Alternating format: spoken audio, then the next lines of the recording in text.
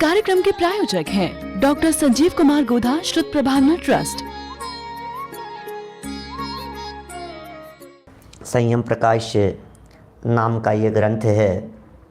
आचार्य महाराज सूर्य सागर जी द्वारा लिखी गई यह सुंदर अनुपम रचना श्रावकों के जीवन निर्माण के लिए मानव कटिबद्ध। यहाँ बड़ी सुंदर वैराग्य में चर्चाएं चल रही थी। पाक्षिक, नैष्ठिक, साधक, तीन प्रकार का श्रावक होता है। श्रावक का स्वरूप तीन प्रकार का होता है और उस तीन प्रकार के श्रावक के स्वरूप में यहाँ नैष्ठिक श्रावक की प्रतिमाओं संबंधी प्रकरण अपना चल रहा था। संयम की महिमा भी बतला रहे थे और ये कह रहे थे कि इस जीव ने आज तक आत्मा का अहित करने वाली विषय और कषाय इन्हें पहचाना नहीं।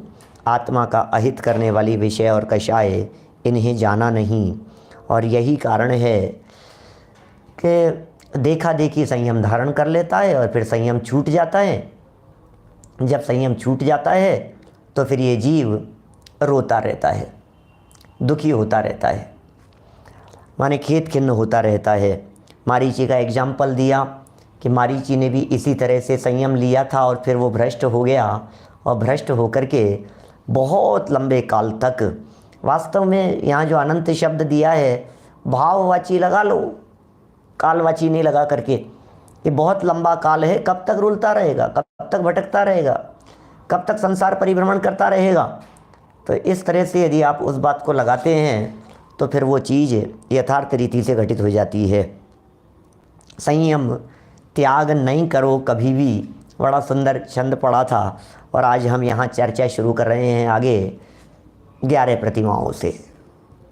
पेज नंबर है 527 नंबर पेज। देश संयम की 11 कक्षाएँ यानी 11 प्रतिमाएँ। 11 प्रतिमाओं को 11 कक्षाएँ कहते हैं। ये भी कक्षा है, दर्जे हैं, लेवल है, स्टेप बाय स्टेप आगे चढ़ा जाता है, एक के बाद एक स्टेप आगे बढ़ाए जाते हैं। यहाँ आचार्य देव स्टेप बढ़ाने के लिए कह रहे हैं। अकेले यही नहीं, ये प्रकरण तो रत्नकरण श्रावकाचार्य से लिया है यहाँ, लेकिन इसके अलावा भी जितने भी श्रावकाचार्य ग्रंथ मिलेंगे उन सभी श्रावकाचार्य ग्रंथों में आपको श्रावक की 11 प्रतिमाओं की चर्चा मिलेगी। इसका मतलब देखिए, श्रावक मतलब पंचम गुणस्थानवर्ती, चौथे को भी कहीं कहीं अविरति श्रावक कह देते हैं। वास्तव में तो श्रावक संज्ञा पंचम गुणस्थान से ही होती है, व्रति के लिए ही श्रावक संज्ञा प्रयोग की जाती है। एक महत्वपूर्ण बात कह रहा हूँ आपसे, पहले लेवल से और 14वें लेवल तक 14 विभाजन कर दिए गए, उनको नाम दिया गया गुणस्थान। ये शुद्धि के लेवल हैं, किसी भी जीव की शुद्धि के लेवल हैं, किसी भी जीव की शुद्धि के स्तर हैं, ये 14 गुणस्थान। अब ये कहते हैं 14 गुणस्थानों में शुद्धि के जो स्तर बतलाए हैं, तो क्या 14 ही स्तर बनेंगे? तो जब और गहराई से विचार किया जाता है तो कहा जाता है ये 14 तो उपचार से कहे हैं, वास्तव में तो एक एक में असंख्यात लोक प्रमाण भेद पड़ते हैं। माने सभी 7वें गुणस्थान वालों की विशुद्धि एक जैसी नहीं होती, सभी छठे गुणस्थान वालों की विशुद्धि एक जैसी नहीं होती, सभी 5वें वालों की विशुद्धि एक जैसी नहीं होती, चौथे वालों की विशुद्धि एक जैसी नहीं होती। जमीन आसमान का अंतर भी हो सकता है और चौथे वाले में तो बहुत तारतम्य रूप भेद हैं। अभी यहाँ 5वें गुणस्थान में जैसे व्रति श्रावक कह करके पुकारा गया है, उस पंचम गुणस्थान में कितने विभाजन पड़ते हैं, पंचम गुणस्थान में कितने लेवल बनते हैं, पंचम गुणस्थान के लेवल बतलाइए। तो बोले पंचम गुणस्थान में भी असंख्यात पड़ेंगे, लेकिन मोटे मोटे बाह्य आचरण और अंतरंग विशुद्धि की दृष्टि से 11 स्तर शास्त्रों में बतलाए गए हैं, जिन्हें 11 प्रतिमा नाम दिया है, 11 प्रतिमाएं कह करके पुकारा गया है। ये सब कक्षाएं जैसे जैसे विशुद्धि अंदर में बढ़ती चली जाती है, वैसे वैसे बाहर में नियम भी बढ़ते चले जाते हैं, संकल्प बढ़ते चले जाते हैं, प्रतिज्ञाएं बढ़ती चली जाती है। त्याग और संयम के पथ पर भी वो जीव बाहर में बढ़ता हुआ दिखाई देता है। विशुद्धि अंदर की है और उसका प्रदर्शन कहें या उसकी झलक कहें ये बाहर में भी दिखाई देती है। नियम है इस तरह का, अंदर में निर्मलता होगी और बाहर में दिखाई न देवे, ऐसा नहीं हो सकता। अंदर में पवित्रता हो और बाहर में नहीं हो, नहीं दिखे, ऐसा दिखाई नहीं दे सकता। अंतर में विशुद्धता भी, अंतर की निर्मलता भी, अंतर की पवित्रता भी, अंदर की कषाएं भी बाहर से दिखाई देती है, तो अंदर की विशुद्धि भी बाहर से दिखाई देती है। अंदर की कषाएं जब बाहर चेहरे से व्यक्त होती है तो अंदर की विशुद्धि बाहरी रूप से क्यों नहीं व्यक्त होगी। अंतर बाहर का इसी तरह का संबंध है। जगत में प्रसिद्ध भी है, शास्त्रों में पढ़ी होगी आपने चर्चा, व्याप्ति ज्ञान न्याय में इस तरह की चर्चाएं। अंतरंग से बहिरंग की व्याप्ति होती है। व्याप्ति किधर से बैठेगी? अंतरंग से बहिरंग की व्याप्ति है, माने अंदर से बाहर की तरफ व्याप्ति बैठती है। ऐसा ही नियम है, ऐसा ही विधान है। कहने का मतलब यह है कि अंदर में यदि विशुद्धि होगी तो बाहर में नियम से पवित्रता होगी ही होगी, लेकिन बाहर में यदि पवित्रता दिखाई दे रही है जीवन में तो कोई जरूरी नहीं है कि अंतर में निर्मलता होगी। बाहर से अंदर की व्याप्ति नहीं है, लेकिन अंदर से बाहर की जरूर व्याप्ति है। ऐसा नहीं हो सकता अंदर में वितराग परिणति जन्म लेवे और बाहर में उसकी नग्न दिगंबर दशा नहीं होवे। अंदर जिसके होगा उसके बाहर तो हुए बिना रहेगा ही नहीं, और जिसके बाहर में है उसके अंदर में हो, बोले ये जरूरी नहीं है। इसलिए बहिरंग से अंतर की व्याप्ति नहीं होती है, अंदर से बहिरंग की व्याप्ति नियम से होती ही होती है। प्रतिमाओं के नामोल्लेख की यहाँ चर्चा हुई आपके बीच में, और उसके साथ साथ में यह भी बतला दिया, ये नियम बतला दिया कि आगे की श्रेणी पूर्व के गुणों को लिए हुए है। माने जो भी आगे की श्रेणी है, माने आगे की जो भी बात होगी ये पिछली बात को लिए हुए होगी। अब इसी में देख लीजिए, जैसे कोई व्यक्ति ये कहता है कि हमने दूसरी प्रतिमा ले ली। अब कोई व्यक्ति व्रत प्रतिमा की बात कर रहा है, तो यदि वो व्रत प्रतिमा की बात कर रहा है तो उसके दर्शन प्रतिमा संबंधी नियम होंगे या नहीं होंगे? अवश्य होंगे। ऐसा हो ही नहीं सकता किसी व्यक्ति ने व्रत प्रतिमा ली हो और उसके दर्शन, मतलब व्रत प्रतिमा ली हो और उसके नियम नहीं होवे दर्शन प्रतिमा संबंधी, ऐसा नहीं हो सकता।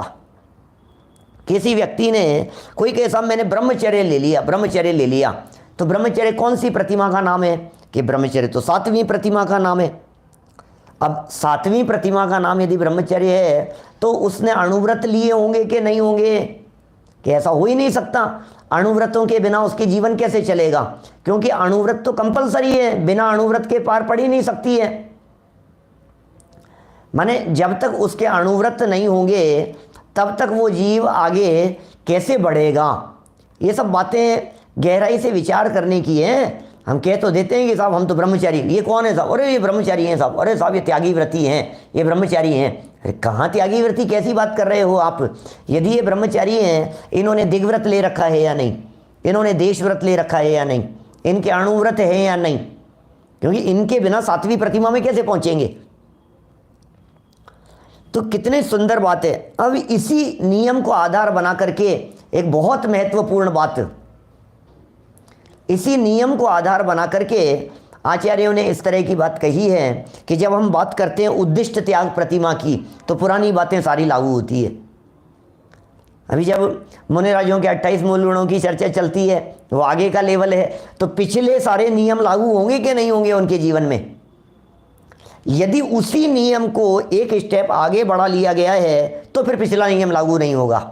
फॉर उदाहरण के तौर पर महाव्रत ले लिए हैं तो अब अणुव्रत लागू नहीं होंगे, क्योंकि अहिंसा महाव्रत हो गया, अब अहिंसा अणुव्रत की जरूरत नहीं है। लेकिन अभी उद्दिष्ट त्याग का क्या होगा? तो बोले जब वो 11वीं प्रतिमाधारी ही नहीं लेता है तो फिर वो उसके आगे के लेवल वाले वे उसका सेवन कैसे कर सकते हैं? वे उद्दिष्ट की बात कैसे होगी? ऐसा ही होगा। इसी तरह से ये सारी चीज़ें नियम से, और आगे वाली चीज़ में अभी तो मंजिल में तो चलो उसको छोड़ दिया, मंजिल चढ़ने में तो ये दिक्कत आएगी कि उसे छोड़ करके आगे बढ़ा है। यहाँ तो ये कह रहे हैं छोड़ करके आगे नहीं, साथ में लेकर के आगे। इसको मैं दूसरे एग्जाम्पल से समझाऊं तो ऐसा कह सकता हूँ जो व्यक्ति रोजाना समय सार की गाथाएं याद कर रहा है, जो व्यक्ति रोजाना तत्वार सूत्र के सूत्र याद कर रहा है, क्रम से आगे बढ़ता जा रहा है, तो पीछे को साथ में लेके आगे बढ़ेगा ना। कि साहब अब क्या कर रहे हो, कि दूसरा अध्याय याद कर रहे हैं, कि सुनाओ पहला अध्याय सुनाओ, कि नहीं पहला नहीं है, पहला नहीं है, क्यों, तो पहले किया था, कि आप सुनाओ ना, कि नहीं नहीं वो तो गया। अरे गया कैसे, जब आप दूसरे की तरफ बढ़े हैं तो दूसरे की तरफ बढ़ने की सार्थकता पहले को साथ में लेकर के ही है। तीसरे अध्याय को याद करने की तरफ बढ़े हैं तो पहले दूसरे अध्याय को साथ में लेकर के ही तीसरे की तरफ बढ़ने की उपयोगिता है। यही महत्वपूर्ण बात यहाँ इस 136 नंबर के श्लोक में रत्नकरण श्रावकाचार्य में कही गई है। ठीक है ना। चलिए 11 प्रतिमाओं के नाम यहाँ हमने पढ़ दिए थे।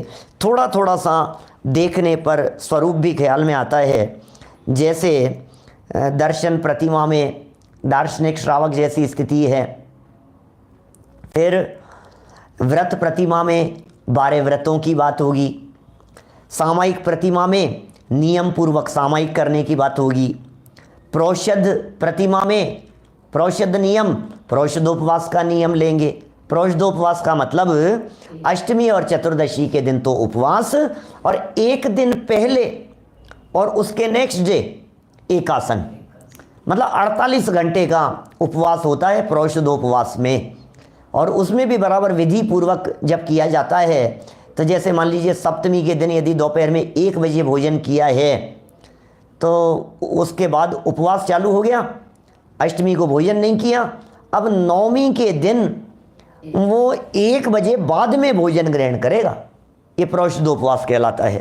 तो चर्चाएं जब आगे आएगी तब अपन विस्तार से इन सबको पढ़ेंगे ही। फिर सचित्त विरत प्रतिमा, सचित्त का त्यागी हो गया है, वो अचित्त करके उन बातों को, उन पदार्थों को ग्रहण करता है।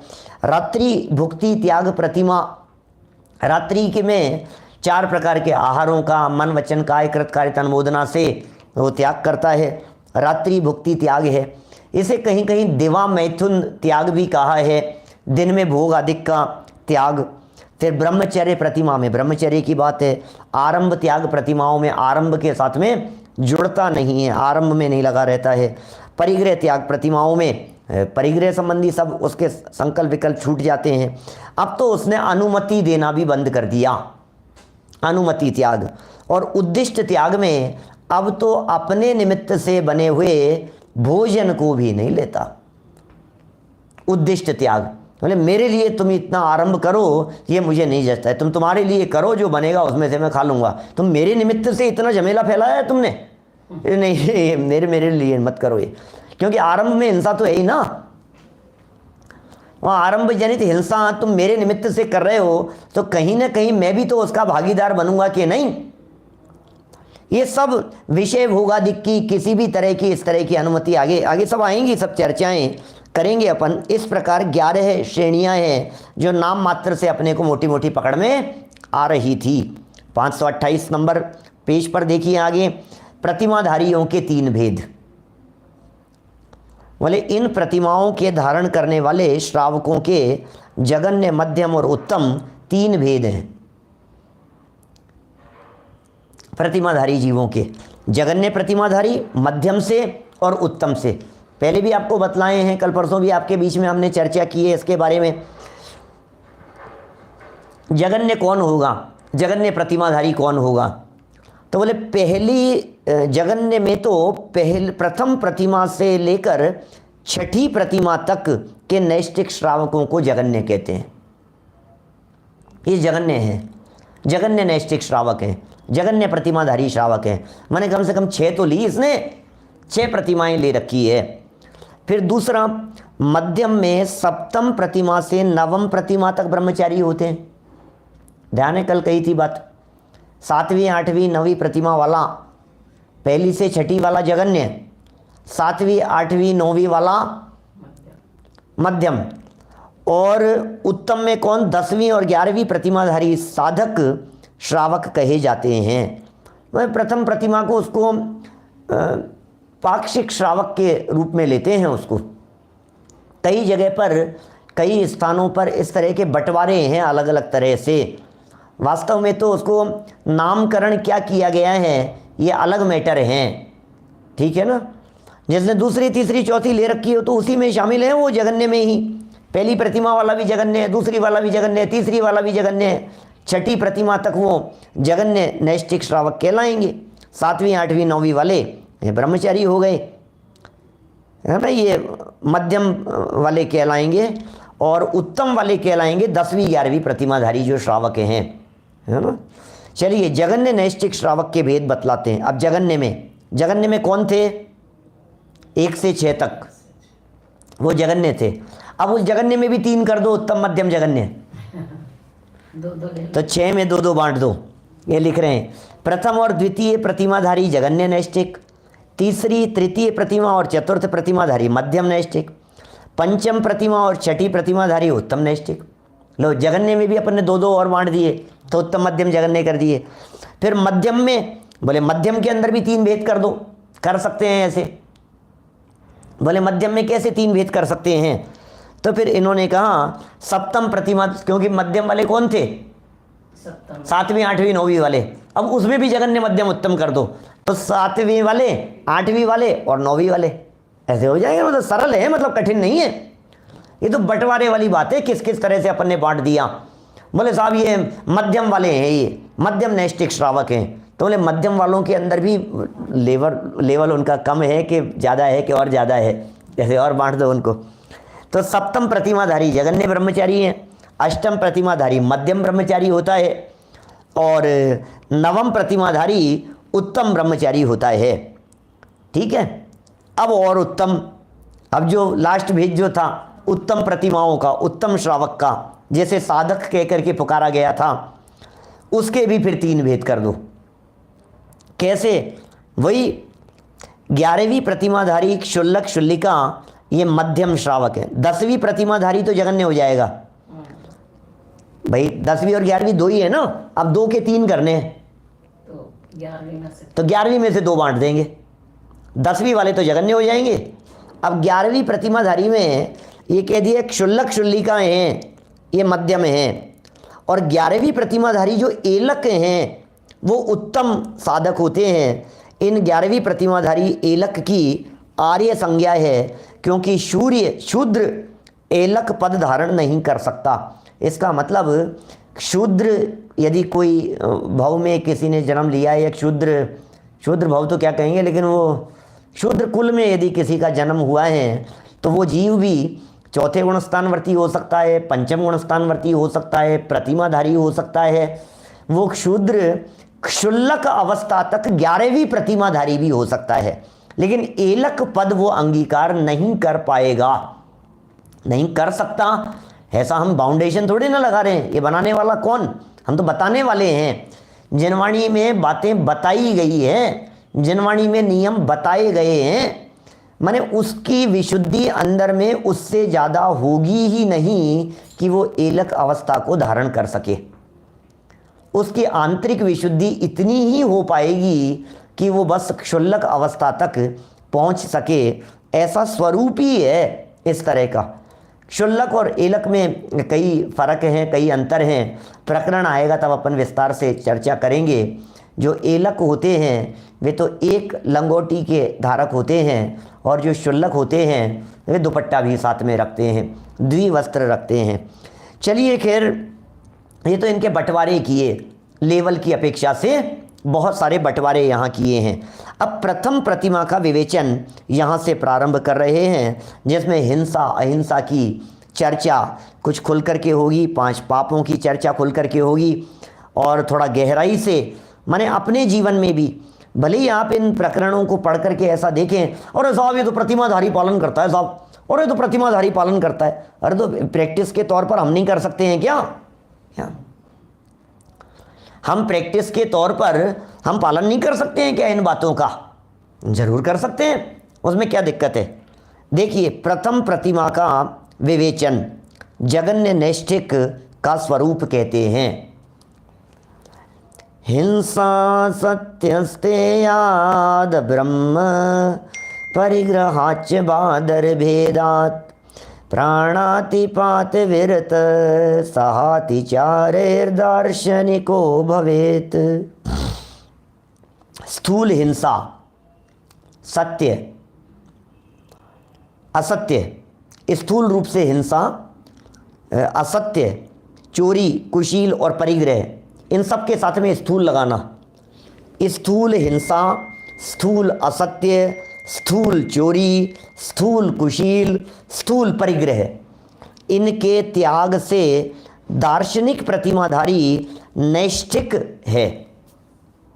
क्या कहा? माने मोटा मोटा उसने त्याग कर दिया है इन सब चीज़ों का। स्थूल हिंसा, झूठ, चोरी, कुशील, परिग्रह, इनका जिसने अपने जीवन में मोटे मोटे त्याग कर दिया है, तो ऐसी जो प्रतिमाधारी जो श्रावक है वो जघन्य नैष्ठिक है, जघन्य रूप से, क्योंकि वो अणुव्रती हो गया। ये अणुव्रतियों की चर्चा हो गई नहीं, ये दूसरी प्रतिमाधारी जैसा हो गया, ये जघन्य नैष्ठिक श्रावक है।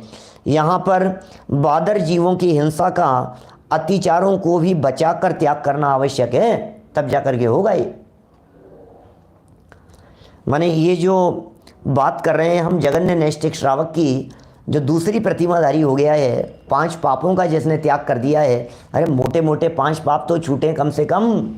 क्या ये यहाँ जब पंचम गुणस्थान वर्ती के संदर्भ में ये बात कही जा रही है, तो कोई व्यक्ति ये नहीं समझ लेगा अरे यार मैं तो मिथ्या दृष्टि हूँ, मैं तो सब कर सकता हूँ। ऐसा थोड़ी ना, मैं तो मिथ्या दृष्टि हूँ, मेरे तो हिंसा भी चलेगी, मेरे तो झूठ चोरी भी चलेगा। अपने तो भाई साहब अपन कौन से कोई वो हो गए हैं अभी कि नहीं भाई साहब, मोटा मोटा तो उसके सब त्याग होगा। स्थूल कुशील का मतलब क्या है? प्रश्न खड़ा होता है ऐसा। स्थूल कुशील कहकर के क्या कहना चाहते हैं कि मन वचन काय कृत कारित अनुमोदना से उसके त्याग नहीं है और स्वयं परस्त्री सेवन आदि का त्यागी है। इसका नाम ही स्थूल कुशील का त्याग है ना। देखिए कह रहे हैं इनके अतिचारों से भी, बादर जीवों की हिंसा जहाँ होती हो उनके अतिचारों से भी बचना आवश्यक है। उल्लेख किए गए इन सब बातों में 5 पापों की संगति से ही, 5 पापों की संगति से ही यह प्राणी महान दुख प्राप्त करता है। ओहो, ये जीव दुखी क्यों हुआ है? सच्चाई तो यही है, पापों की संगति के कारण दुखी है। ये हिंसा करके परेशान है, ये झूठ बोल के परेशान है, चोरी कर कर के दुखी है, कुशील सेवन करके रोता रहता है, परिग्रह संचय करके उलझा फंसा रहता है उसी में। इसलिए आचार्य देव कहना चाहते हैं भाई, बादर जीवों की, ये कह रहे हैं 5 पापों की संगति से महान दुख प्राप्त करता है। हिंसा, झूठ, चोरी, कुशील, परिग्रह, जैन अजैन सबके लिए लागू होती है भाई साहब ये बातें। कोई व्यक्ति ये कहे जैनियों में तो 5 पाप बतलाए हैं, हमारे यहाँ तो बताए नहीं। अरे सारे दुनिया के लिए हैं। दादा ने जब बालबोध पाठमालाएँ लिखी और बालबोध पाठमालाओं को जब स्कूल के विद्यार्थियों के पाठ्यक्रमों के अंदर जोड़ा गया, तो वे जा करके विद्यालयों के अंदर ये कहते थे कि इसमें कौन सी बात ऐसी हैं जो जीव मात्र को, प्राणी मात्र को पालने योग्य नहीं है। जब 5 पाप वाला उन्होंने पाठ लिखा, जब 4 कषाय वाला पाठ लिखा, जब दिनचर्या वाला पाठ लिखा, उन्होंने सारी बातें समझाई। उन्होंने बोले यही तो हम पढ़ाने वाले हैं आपके विद्यालय में आकर के विद्यार्थियों को। अकेले जैनियों की बात नहीं है, आपके यदि विद्यालय में कोई हिंदू भी पढ़ रहा होगा, अजैन, ब्राह्मण, शर्मा कोई भी पढ़ रहा होगा, ये तो उसको यही तो सिखा रहे हैं कि भाई हिंसा नहीं करना, उसको यही तो सिखा रहे हैं कि अपनी लाइफ में कभी चोरी नहीं करना, उसको यही तो सिखा रहे हैं लाइफ में कभी भी कुशील व्यभिचार नहीं करना, अनाप शनाप रुपया पैसा धन दौलत नहीं जोड़ना। ये बातें जीव मात्र, माने जीव मात्र तो क्या कहें, मनुष्य मात्र के लिए, जैन अजैन या जन जन के लिए उपयोगी बातें हैं, क्योंकि ये जीव इनकी संगति से ही दुख प्राप्त करता है। अतिचारों के परित्याग पूर्वक इनके त्याग से निर्मलता आती है। इस कार्यक्रम के प्रायोजक हैं डॉक्टर संजीव कुमार गोधा, श्रुत प्रभावना ट्रस्ट।